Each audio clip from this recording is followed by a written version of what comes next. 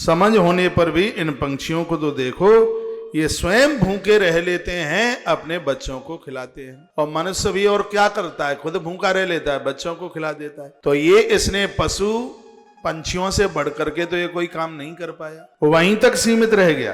कितने चाव से अन्न के दाने वो पंछी अपने बच्चों को खिला देते हैं। नरश्रेष्ठ, क्या तुम नहीं देखते कि ये मनुष्य समझदार होते हुए भी लोभ बस यह अपने जीवन को खत्म कर रहे हैं, अपने उन बच्चों को पालने के लिए मिलावट कर रहे हैं, झूठ बोल रहे हैं।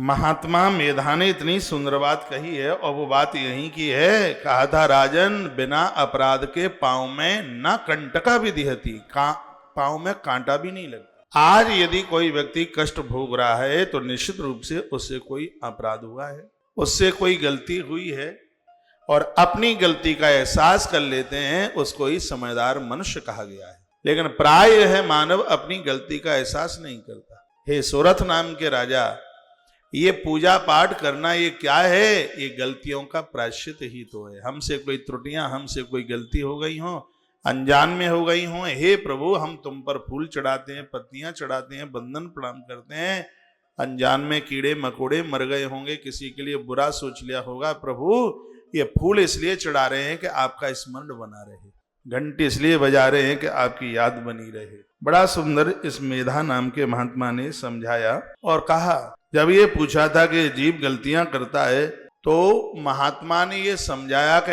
ऐसी मां भगवती जगदम्बा कृपा करती है, तब उसकी बुद्धि का विकार समाप्त होता है। क्या सुंदर बात कही है, मां भगवती कृपा नहीं करेगी तब तक बुद्धि का विकार दूर नहीं होगा। बुद्धि का विकार क्या है, लोभ है। बुद्धि का विकार क्या है, काम है। बुद्धि का विकार क्या है, क्रोध है।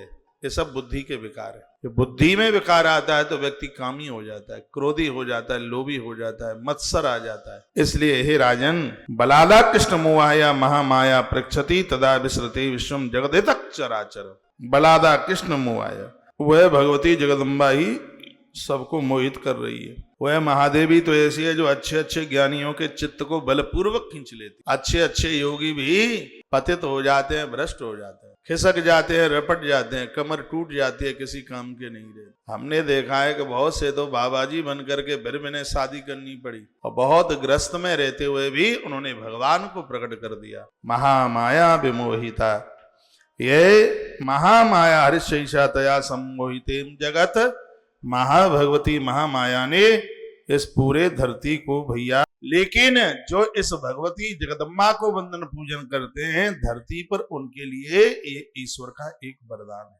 क्योंकि इस मां भगवती की कृपा के बिना ना संसार मिलता, और इसकी कृपा के बिना ना भगवान मिलता। दोनों चीज इसके ही द्वारा मिलेंगी। बच्चे इसकी कृपा से मिलेंगे तो भगवान भी इसकी कृपा से मिलेंगे।